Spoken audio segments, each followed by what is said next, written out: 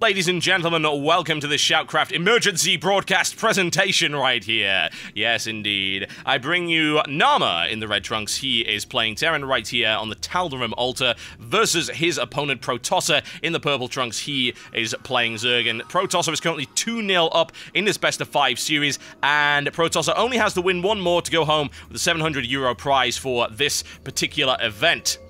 Naama has been looking strong in the early game, but unfortunately his macro has not managed to match up to Protosser's flexibility. Bearing in mind we have some excellent, and I do mean excellent play from Protosser, who was able to effectively use Ultralisks in the last game and then transition out into Broodlords and back into Ultralisks. Very smart play there by Protosser. Very, very good indeed. It was a good idea. Why would it not be? Think about it for a second. You force your opponent to go Mass Viking to deal with the Broodlords, and then you switch to Ultras, where the Mass Vikings don't matter all that much. And of course, you try and cut your tank production because you don't want to have your tanks annihilated by the Broodlords, and then suddenly you don't have the tanks to deal with the Ultras, and then you go back and forth and back and forth. And it actually synergizes better than you would think. You might think, oh, it's an air unit, that doesn't make any sense, but Broodlings benefit from ground carapace and they benefit from ground attack. So it does work out very well. As I was saying earlier, it is a two-part component attack. So you get the Broodling Strike, which the Broodlords fire, and then they do initial damage with that hit, and then the Broodlings actually do damage after the fact. So that is affected by the air upgrade. So it makes sense. Actually, the majority of the damage you're probably going to get from those Broodlings, bearing in mind how fast they attack. They just nibble. They go, nom, nom, nom, nom, nom. You know, that's all they do. That's what Broodlings are for. And as a result, most of that damage is probably going to come from the Broodlings on the ground as opposed to the initial Broodling strike. So you also get the ability to throw in Zerglings in there, and of course throw in Ultras as well, because they benefit immensely from that +3 melee weapon upgrade. So there you go, folks. A little bit of very, very basic Bronze League analysis for you right there, but that is why that works. Okay, Naama with the refinery up right there, and I think the refinery went up slightly earlier. Not too far, though. We'll have to see what he decides to do. This initial Hellion harassment thing has been a trademark of his, and he's opening up the factory again, so it is an identical opening to last time. Protosser with the same build, looking for the hatchery on 15. No big surprises from either player initially. The large size of Tal'Darim altar may make initial Hellion harassment a little tricky. Of course, it will delay it a little longer than Naama would like, and in this case, he's also got to go all the way across the map. He's as far away as he could possibly be. So Protosser is in a good position to repel any kind of early Hellion harassment from him. We'll see what he decides to go for. Here comes the reactor, so it is almost certainly going to be an initial Hellion attack, I have to think. The thing is that Naama doesn't really know what's coming. He has no idea where his opponent is, what his opponent's doing. He's got to assume that he's gone for the same hatchery on 15. There's the reactor about to complete. We'll see the swap around momentarily. Protosser spots it already, though, so there you go. Great scouting information given to him, and Protosser has loads of time to respond to this Hellion attack. I have to wonder if Naama will continue to dedicate himself to it. Will he be able to deny that scout, actually? He is going into the base. Will he scout anything useful? He doesn't gain any real information. There's nothing actually to gain, honestly, but still, it would have been nice for him to be able to get in there, maybe see that his opponent's gone one gas there, and that he started the research for Speedling. Single Spine Crawler coming down right here, and defending against Hellions on this map is not that hard, honestly. Protosser using the extractor trick by the looks of it to gain an additional drone. You'll see he's supply blocked right there. He didn't lose an Overlord, so that's not why he's supply blocked. That's the reason. Spinecrawler was on its way. A couple of initial Hellions as before. And I think Naama's problem right now is his predictability. He's done the same thing over and over again, and Protosser seems to be extremely good at reacting to it. He's quite a passive player. He reacts deliberately and very, very conclusively to what his opponent does. Unfortunately, Naama's managed to sneak past. A very nice play there, and looking for some good economic damage. Two Hellions will do a reasonable job. Certainly, he'll be able to do some decent damage right there. Oh, he takes the Zerglings as well, and he forces Protosser completely off the line. That is damaging, and a good line there. This is excellent harassment. This is exactly what Naama was looking for. 7 kills and 4 right now of 2 Hellions. It's really, really good. He takes another. He's able to escape with 1 Hellion going into the mineral line. He tries to do a little bit more. I think that Hellion might be taken out by the end of that, but still, that is incredibly good harassment there by Naama. Really good. There's the surround and the grab, and down he goes. But look at that, 9 workers down. What a great investment. 450 minerals worth to the cost of 200 in terms of the Hellion, and the second harassment is denied, but still, great harassment, really, really good, and delays the economy of his opponent significantly. Look at that, 29 drones now, and Protosser forced to go heavily into the drones, looking for yet more damage on these speedlings. It's a little bit problematic, but he's able to escape with bare minimum losses right there. You can see on the units lost tab that unit resources is pretty much equal, but that doesn't tell the whole story. It's like, oh, well, he lost a bunch of Hellions. Yes, he did, but he was able to kill drones, which means the drones weren't mining, which means the overall loss over the long period was much worse for Protosser. 3 more coming in right there. This Hellion harassment continues, and needless to say, in the base of Naama, he's got his expansion up and he's going for 2 more barracks. He's now transitioning out of the Hellions and into 3 barracks plus tank play, which is to be expected. Those 4 Hellions looking for an in. Will they be able to get there? Those Zerglings looking to respond. It depends on the surround. Queen now moving forward, and Naama looks like he might end up getting denied right there, and that's exactly what happens. Once again, looking for an opportunity to slide past, but Protosser's defense is looking good, and now going through to his spire once again. The question is, will this early harassment really give Naama the edge that he needs? Is it what he needs? He'll be no doubt going through to his marine drops once again. He does have that starport that's completed. He's got the marines on the way. He's got the stim. Once again, not going for heavy upgrades. It's kind of unfortunate. I think that if he'd gone for heavier upgrades maybe earlier on, he could be a little bit more effective, but he tends to delay them quite a little bit. It's just what we've seen over the past couple of games, that his upgrade count always seems to lag behind Protosser's, which is never good. Not at all. Baneling Nest on the way, and the Spire, so it is once again a Zergling, Baneling, and Mutalisk play for the time being, and that should work very well for Protosser. It certainly has in the last 2 games. I would expect a fairly lengthy game for this one. It is the Tal'Darim altar. It is to be expected. Protosser's army count, once again, behind Naama, as we've seen at pretty much every point. Now, more to the point, however. Oh, Protosser's going to get some nice scouting information right here. He's going to sacrifice an Overlord to get it, but he will see exactly what's going on. No drops coming in as of yet. We are seeing a Medivac on the way, and Marines. This will be destroyed. Will he spot the starport? He will. There you go. He gets the information. Very nice indeed. A little bit of deforestation going on right here by Naama. Smokey the Bear says only you can prevent Hellion fires. Unfortunately, Smokey the Bear was assimilated by the Zerg Horde. Well, he was an endangered species. Zerg-like endangered species.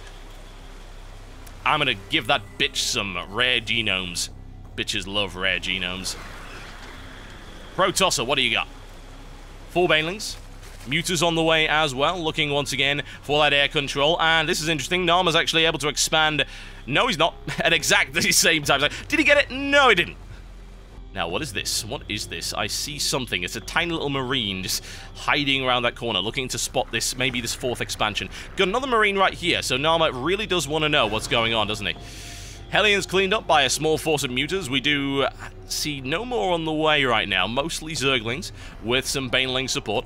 +1 upgrade for the melee is almost complete. +1 infantry weapon for Naama is on its way as well, but he will be slightly behind. Not enough Muters to really clean this up, unfortunately. Forcing quite a lot of stims, but still. Taking out a Muter, looking for a second one right there. Doesn't get it. More Banelings on the way. Deja vu, the feeling you've seen something before. Naama is doing the same thing that he did previously, but he's looking to maybe get a little bit more aggressive, and I don't really blame him. He needs to get aggressive. He can't let Protosser go crazy with tech and upgrades and all sorts of horrible abominations. That's not nice at all. Protosser, on the other hand, will look to break any kind of siege line with a large attack of Banelings, backed up perhaps by flanking Mutalisks. It'll do the job. Let's have a look at the economy while we have a little bit of a quiet time, and it won't be for much longer, I can guarantee that. Protosser with an immense lead economically. Massive lead. 66 drones or 86? 66 by the looks of it. 66 drones to 59, mining pretty damn hard. Of course, once those mules come down, it will start to equalize. He's now transferred to this base. A little bit of supply block going on, nothing major. Once again, this Mutalist trying to gain overall ground control, but they're not really getting it. This could be messy. Oh, wow. Naama caught out of position. Banelings crash into the line. Cleaned up quite nicely there by Protosser. No problem at all. His timing, as always, pretty much impeccable. And now, the Marines with a fighting retreat. Siege tank shelling on the back right there. Will Protosser be able to clean it up? He decides not to go in. Quite surprising. I think he could have cleaned that, but he decided not to. There you go. He lost a few on the retreat as well. But then again, what does Protosser... Why does he have to go there? He doesn't have to break that line. What's his follow-up? He doesn't really have one. He'd lose pretty much all of his units in charging that line, and what would his follow-up be? Well, nothing. He's got no other units to do it, so it doesn't really make a lot of sense to do that. And plus, bear in mind, he's got to watch out for some drops. Naama is not doing too many of those at the moment. He is trying to spot expansion timing, and he successfully spots not one, but 2 more bases coming up right here for Protosser, who evidently feels extremely comfortable. That would be 3 bases to 4 now. See another expansion coming down right here for Naama as we see a pretty passive macro game. Little skirmishes. Nothing particularly telling. Nothing decisive. Protosser once again now looking to get a large count of mutas. Level 2 upgrade on the Zerg Flyer attack. Got a Thor on the way to try and react to that. The thing is, what will Protosser then do? Because what I've seen of him in this entire series is he plays really reactionary to Naama. He really, really does. Once he sees what Naama's doing, he tries to play mind games with Naama, get Naama to build a certain number of one kind of unit, and then goes for another one. Finally, we see some drop play right here from Naama. It took him long enough. The Zerglings did not spot that coming in. Infestation Pit is up. We could be seeing Hive Tech coming on, but there is a little bit of economic damage done by Naama. It's a pretty easy cleanup, however. The question is, what will he do in the meantime? And Protosser is having none of that. And once again, bad timing on the deployment right here. There's the detonation. Able to rip his way through that force. However, the Banelings were actually wasted there for the most part. A good split there by Naama. So that wasn't too bad. He did lose his siege tanks, which is not ideal, but still.